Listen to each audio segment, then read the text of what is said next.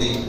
వాళ్ళు చెప్తారు అందులో ఉన్నది మా దగ్గర రికవరీ చేయాలా చెయ్యక్కర్లేదా, ఇది నిందులు కాదా అనేది వాళ్ళు హైకోర్టులో రావాలి. అది అంతే ఏమి చెప్పకుండా పెట్టుకున్నాయి కూడా మన నేను అర్థమానం ఎవరు ఎక్కడ కూర్చొని ఇంతకుముందు లాస్ట్ టైం కూడా ఉన్న 4 సంవత్సరాలు మాట్లాడతా పెట్టుకున్నాయి పెట్టి ప్రతిరోజు రాసుకో పేపర్ నేనేం పట్టించుకోవడం ఉంటాను. ఇచ్చేటంటే నా ట్రాన్స్పరెంట్ గా నా నీతి నిజాయితీ నా మనస్తాపం నాకు తెలుసు. అందుకని నేను ఎవరైనా రాకుంటే నాకేం అది దాన్ని ప్రూవ్ చేయాలి. నేను ఛాలెంజ్ కూడా చేశాను, దాంట్లో ఉన్నదా ప్రూవ్ చేయండి. ఒక్కసారి ప్రూవ్ చేస్తే దేనికైనా సిద్ధంగా ఉన్నాను. ఇప్పుడు కూడా మీకు చెప్తాను. అది ఏదైనా ఈ బ్యాంక్ సంబంధించినటువంటి నేను ఉన్నటువంటి పోయిన 5 సంవత్సరాల్లో కానీ ఇప్పుడు కానీ 18 మాసాల్లో కానీ నా వల్ల ఈ బ్యాంకుకి ఇలాగ ఈ నష్టం పోయిందని మీరు ఎప్పుడైనా ఎవరైనా సరే నన్ను నిలబెట్టి అడిగితే నేను దానికి నేను ఉపయోగపడతాను. అంతేగాని ఏదో రకంగా మాట్లాడి ఎవరో ఏదో చేశాడండి, ఎవరో అమ్మాయి ఎవరో డైరెక్టర్ గారికి వెళ్తే నాకు సంబంధం ఏంటి, మా బ్యాంక్ సంబంధం ఏంటి? అది తప్పదనేది చైర్మన్ గా నేను ఉండేటప్పుడు ఈ బ్యాంక్ డెవలప్మెంట్ ఎంత ఉందా లేదనేది చూడాలి. మీరు ప్రజాప్రతినిధులుగా మీరు ఉండేటప్పుడు పత్రికగా ఉండేటప్పుడు బ్యాంకుని అందరూ ఈయన ఉంటుండగా చైర్మన్ ఏంటి ఒకటే మీకు ఉదాహరణ. మేము 2019 నుంచి 24 వరకు అది 14 నుంచి 19 వరకు ఇంత డెవలప్మెంట్ చేయకపోతే మా దగ్గర ఉన్నటువంటి కస్టమర్లు ప్రజల్లో ఉన్నటువంటి వాళ్ళు షేర్ హోల్డర్స్ వీళ్ళందరూ 2024లో మళ్ళీ నేను ఎలక్షన్ పోటీ చేశాను. మేము మా డైరెక్టర్లు మరి మేము మా మీద ఎంత ఒక ఇది లేకపోతే వాటి 10% మాకు మళ్ళీ ఎలాగా మమ్మల్ని ఎన్నుకుంటారు? అది ఒక నిదర్శనం చాలు. నేను ఎంత ట్రాన్స్పరెంట్గా ఉంటాను, ఎంత నీతి నిజాయితీగా ఉంటాను. ఈ బ్యాంకుకి ఈయన రావాలంటే మళ్ళీ పెద్ద వర్షంలో కూడా వచ్చి ఓటింగ్ వేసి 25,000 మంది మమ్మల్ని ఒక్కరు 10% ఒక్కడు కూడా అవతల వాడు ఒక్కరు కూడా నెగ్గించకుండా మా 12 మందిని కూడా నెగ్గించారు. అది ఒకటి ఉదాహరణ చాలు మీకు. నేను ఎంతవరకు ఇది డెవలప్ చేస్తాను బ్యాంక్ అని, ఎంతవరకు బ్యాంకు నేను డెవలప్ చేశానని మీకు తెలుసు, రాయవరం ఉన్నటువంటి ప్రజలందరికీ తెలుసు, నాయకులకి తెలుసు, అన్ని పార్టీ వాళ్ళకి తెలుసు. అయితే 14లో మీరు ఎప్పుడైతే బ్యాంక్ పాల్గొనడం బాధ్యత చేపట్టిందో అప్పుడు ఆర్బీఐ రేటింగ్స్ లో బ్యాంక్ ఏ గ్రేడ్ లో ఉంది. 17-18లో అదే బ్యాంకు బి గ్రేడ్ పడిపోయింది. ఇదంతా కూడా మిస్ మేనేజ్మెంట్ అవతల కారణంగా ఆర్బీఐ రేటింగ్ తగ్గించింది. అదే అంతకుముందు సి గ్రేడ్ ఉండేది.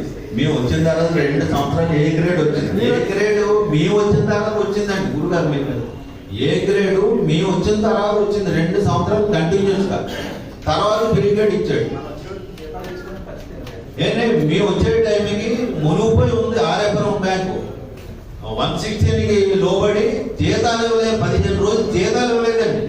ఈ టైంలో మేము వచ్చేటప్పుడు బాధపడుతుండేవాడిని. అయినా కూడా ఈ బ్యాంకును అవగాహన చేసుకొని దాన్ని మళ్ళీ డెవలప్ చేసి మేము దిగిపోయే టైంకి 25 కోట్ల రూపాయలు గ్రాస్ ప్రాఫిట్ తో బయటకి తీసుకెళ్ళి వెళ్ళానండి. అది కాకుండా మరి ఈ బ్యాంకులు కట్టాం, ఎన్ని కట్టాం, అన్ని చేసాం. మీరు వచ్చేటప్పటికి 3% మాత్రమే ఎన్పిఏలు ఉండేవి. మీరు దిగిపోయేటప్పటికి 34% పెరిగాయి. నా మాట కదండి. 34% ఎప్పుడు 2019-24. ఇప్పుడు మన ప్రతి ఈ 18 మాసాల్లో ఇది కూడా రాశారు, మీరు చూసుకోండి. 30% లోనే ఉంది. 30/12/2020కి 34%. చెప్పారు కదండి. ఒకసారి పాత్రికేయ మిత్రులు సబ్జెక్ట్ డైవర్ట్ అవుతుంది. మేము మీటింగ్ పెట్టడానికి కారణం 18 నెలల నివేదిక మీ ముందు ప్రజలకి మీ ద్వారా తెలియజేద్దాం ఉద్దేశంతో ఈరోజు ఈ సమావేశం ఏర్పాటు చేయడం జరిగింది. ఇప్పుడు మేము 2013 నుంచి 19 వరకు చేసాం. తర్వాత 19 నుంచి 24 వరకు చేసాం. 19 నుంచి 20 గవర్నమెంట్ నామినేటెడ్ చైర్మన్ గా డైరెక్టర్ గా చేయడం జరిగింది. చిన్న 2 పాయింట్లు చెప్తాను మీకు. ఆ నివేదిక ఆ 5 సంవత్సరాల వైసీపీ ప్రభుత్వం ఏదైతే ఈ రాష్ట్రాల్లో అన్ని వ్యవస్థల్ని చిన్నాభిన్నం చేసి అతనాకుతలం చేసి ఈ రాష్ట్రాన్ని దివాళాకోర రాష్ట్రంగా చేసిందో అదే పందాన ఈ బ్యాంక్ కూడా ఈ వైసీపీ నామినేటెడ్ పోస్టులో ఉన్న చైర్మన్లు అయితేనే డైరెక్టర్లు అయితేనే ఈ బ్యాంక్ 107 సంవత్సరాల బ్యాంకుని ఎక్కడ అట్టడుగు తీసుకెళ్లిపోయి ఆర్థిక అవకతవకలు అనేకమైన జరిగినాయి. మీరు ప్రశ్నితులందరూ ముందు దాన్ని ఫోకస్ చేయండి. ఎందుకంటే మీకు చిన్న 3 వారాలు చెప్తాను. 2019 నుంచి 24 వరకు వైసీపీ పాలక వర్గ సభ్యులు చేసిన ఘనకార్యాలు మీకు చెప్తాను. మీరు ఒకసారి ఇది ప్రజల్లోకి తీసుకెళ్ళాలి. ఎందుకంటే ప్రజల్ని ఖాతాదారుల్ని భయభ్రాంతులు చేయకూడదు. ఎందుకంటే ఇది పేదలు బడుగు బలహీన వర్గాలు సంబంధించిన బ్యాంక్. ఈ బ్యాంకు సరిపల్లి విశ్వేశ్వర ప్రసాద్ గారు ఎంతో మంచి ఆశయంతో పేదలకు ఉపయోగపడే ఉద్దేశంతో ఈ బ్యాంక్ స్థాపించడం జరిగింది. ఈ బ్యాంకుని ఎవ్వరూ కూడా ఎప్పుడు కూడా దిగజార్చలేదు. ఎందుకంటే ఆయన వెనకాల నుండి ఆ శక్తి కాపాడుతూ ఉంటది. దీన్ని ఎవరైనా డ్యామేజ్ చేద్దాం ఉద్దేశంతో ఉన్న వాళ్ళు ఎవ్వరూ కూడా ఈ బ్యాంకు అడుగులో మెట్టు కూడా ఎక్కలేదు. మీరు గత ఎన్నికల్లో చూశారు. చంద్రబాబు నాయుడు గారు, పవన్ కళ్యాణ్ గారు, అలాగే మా మిగతా పురంధేశ్వర్ గారు అయితేనే,